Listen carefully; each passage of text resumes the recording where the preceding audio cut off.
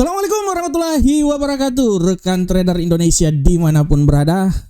Seperti biasa jumpa lagi bersama saya Maurits di acara analis harian kita pada saat ini, hari Jumat, hari pertama bulan November. November ceria, hari yang sangat ditunggu-tunggu, dan yang paling utama adalah hari Jumat, Jumat barokah, Jumat penuh berkah buat kita semuanya.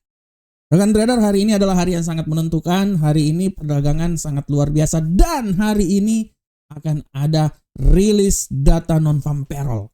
Rilis data ini sangat penting rekan trader karena di minggu depan akan ada pertemuan FOMC. Oleh karena itu, rilis data hari ini menjadi acuan yang sangat luar biasa terhadap pergerakan pasar hingga menuju ke pertemuan FOMC nanti. Oleh karena itu rekan trader, kita akan membahasnya. Dan nanti pembahasan lebih lanjut lagi nanti pukul 19.00 waktu Indonesia bagian Barat di webinar kita pada hari ini. Tapi mari kita saat ini rekan trader, mari kita lihat apa yang terjadi pada pasar di hari kemarin. Rekan trader bisa lihat dengan jelas di sini bagaimana pasar bereaksi. Kemarin sempat naik untuk indeks dolar Amerika menuju ke 104.069, tapi akhirnya dia bisa jatuh lagi dan ditutup di sekitaran 103.816. Sedangkan untuk euro angkel saham dolar naik turun sempat menyentuh 1.08876, dia turun lagi tapi akhirnya ditutup di seputaran 1.08830. Nah, untuk pound sterling rekan trader jatuh berkeping-keping. Sempat naik di posisi 1.29926, tapi akhirnya jatuh berkeping-keping, turun di posisi 1.28426, tapi akhirnya bisa ditutup di seputaran 1.28924. Sedangkan untuk gold hancur lebur kemarin rekan trader. Tempat naik luar biasa di 2.790, tapi akhirnya hancur lebur seperti apa yang telah saya prediksikan kemarin. Dan gold hancur lebur rekan trader sampai menembus level 2.730-an. Ini level yang sangat luar biasa buat rekan trader semuanya. Hari ini dia mencoba masuk, naik lagi, tapi menurut analisa saya kemungkinan hari ini dia bisa jatuh lagi rekan trader. Dan untuk USD yen Jepang, kemarin adalah hari yang sangat luar biasa di mana dia jatuh rekan trader sampai di posisi 151.797, walaupun akhirnya ditutup di seputaran 152.040. Nah, ini dia. Ini adalah apa yang terjadi pada pasar di hari kemarin. Dan untuk tema harian kita pada saat ini, saya mengangkat sebuah tema yang sangat luar biasa, dan tema ini adalah emas menantikan non-farm payroll. Kenapa saya mengangkat tema saat ini? Karena rekan trader nanti malam rekan trader pukul 19.30 waktu Indonesia bagian Barat, kita semuanya akan disuguhkan rekan trader dengan data yang akan dikeluarkan, data-data yang sangat luar biasa. Hari ini data yang sangat luar biasa rekan trader. Rekan trader bisa lihat bahwa hari ini 19.30 pendapatan per jam, non-farm payroll, tingkat pengangguran, dan ditutup nanti pada pukul 20.45 PMI manufaktur dan PMI manufaktur ISM. Yang paling ditunggu-tunggu oleh pasar adalah data dari non-farm payroll, data non-pertanian. Rekan trader, pada edisi sebelumnya, kalau rekan trader lihat di sini, ya edisi sebelumnya di non-farm payroll, sini sudah sangat jelas rekan trader pada edisi sebelumnya dari 159 yang di data sebelumnya diprediksikan 147.000, tapi dia naik menjadi 254. Dan imbas dari kenaikan 254 itu adalah emas jatuh berkeping-keping, walaupun kemudian dia naik lagi. Tapi di sini akan menjadi trigger bagaimana pergerakan yang terjadi. Dan untuk bulan ini, rekan trader bisa lihat di sini bahwa bulan ini dipastikan bahwa untuk bulan ini bahwa 254 pada bulan yang lalu, prediksinya 106 dan kita tidak tahu hasilnya seperti apa. Kalau seumpamanya dia lebih turun dari 106 atau sampai ke 150, artinya emas masih memiliki kesempatan untuk naik yang lebih tinggi lagi. Dan untuk FOMC peluang 25% masih bisa berubah. Tapi kalau seumpamanya dia lebih dari 200 atau sama seperti bulan kemarin antara 200 sampai 254, ini akan menjadi mimpi buruk buat emas. Oleh karena itu rekan trader, apa yang terjadi pada hari ini kita akan saksikan berdasarkan data-datanya rekan trader. Karena di bulan lalu 254 dari 150-an memberikan suatu angka di mana emas tertekan habis-habisan pasca non-farm payroll. Dan apakah hal ini akan terjadi lagi pada bulan ini? Kalau kita lihat bahwa kemungkinan datanya ini masih seperti apa yang terjadi pada bulan lalu, dan apabila itu terjadi, kita bisa lihat secara teknikal kemungkinan besar emas ini bisa lebih tertekan lagi. Kemarin emas sudah tertekan setelah data PCI yang dikeluarkan, data pengangguran dikeluarkan, emas tertekan sampai level paling terendah dalam beberapa minggu ini. Dan ini akan menjadi trigger apakah hari ini dengan adanya non-farm payroll dia bisa buat emas tertekan lagi. Intinya kalau dia di atas 200, 180 menuju 200, apalagi kalau di atas 200, emas TKO. Tapi kalau seumpamanya di bawah 150-an sampai ke 150-an, emas masih punya peluang yang sangat besar untuk mengalami penguatan. Tapi apabila kita lihat dari sisi teknikal rekan trader, saya bisa bilang bahwa dari sisi teknikal bahwa emas tidak tertutup kemungkinan dia bisa jatuh rekan trader. Memang di pembukaan hari ini dia sedikit naik sampai ke 2756 setelah kemarin menyentuh level 2704.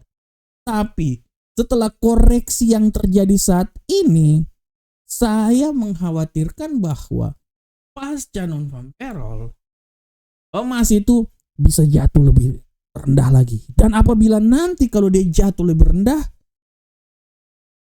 jangan salahkan saya apabila dia bisa turun sampai 2717 rekan trader.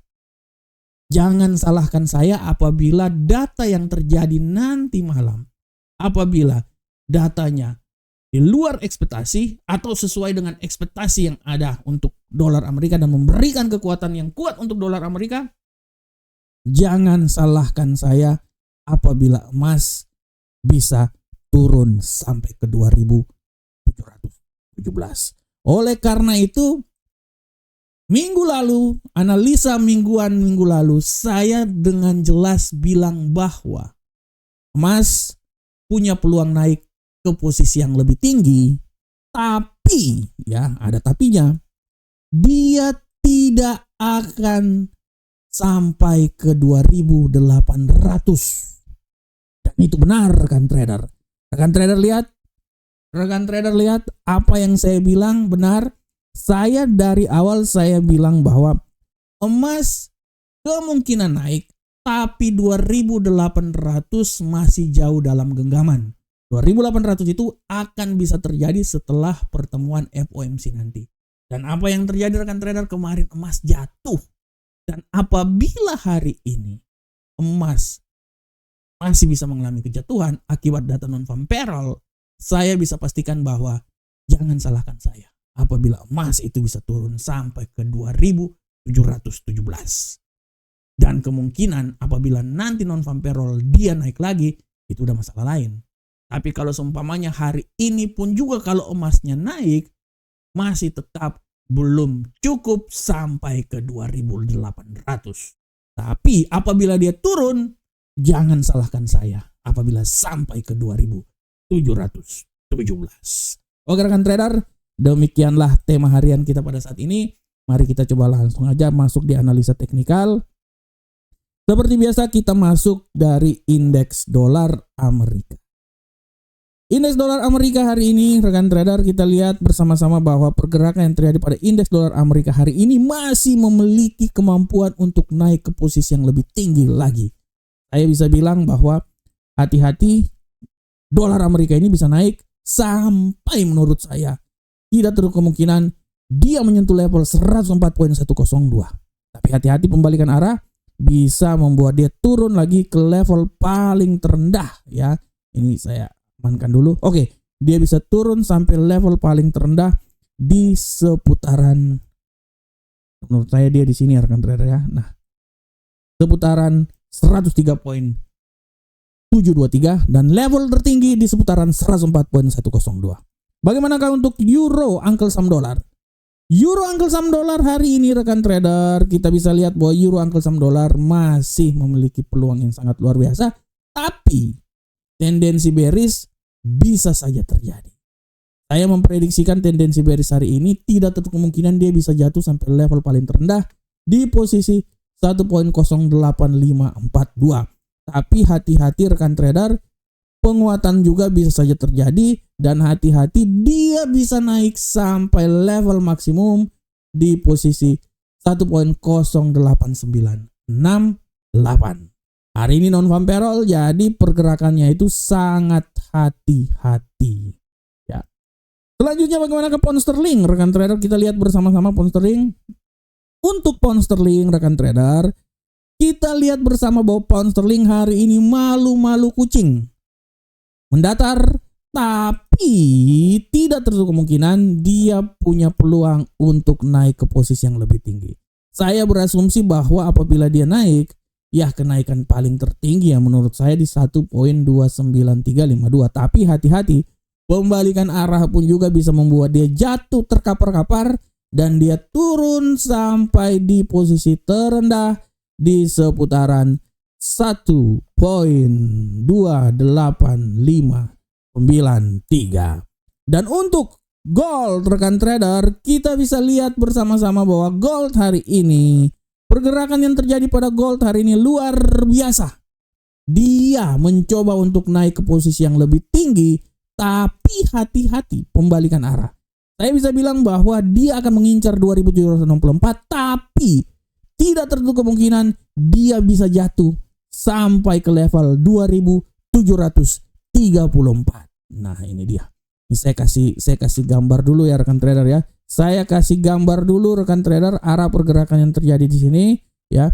Jadi saya bisa bilang bahwa tidak tertutup kemungkinan dia naik ke posisi tertinggi 2.764 dan dia turun sampai level terendah di 2.734. Dan untuk USD yen Jepang rekan trader, kita lihat bersama-sama USD yen Jepang hari ini memiliki tendensi yang kuat untuk naik, tapi hati-hati pembalikan arah.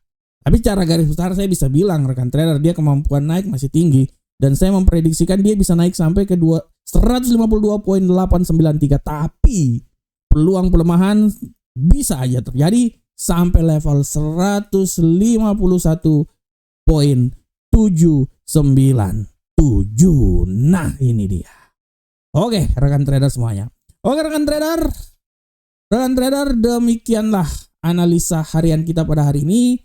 Saya berharap semoga apa yang saya bawakan ini bermanfaat untuk rekan trader semuanya. Tapi ingat rekan trader, nanti malam 19.00 waktu Indonesia bagian Barat kita akan webinar, kita akan trading sama-sama non-farm payroll, dan kita akan membahas tentang pengaruh non-farm payroll terhadap pertemuan FOMC yang akan dilakukan tanggal 7 November nanti.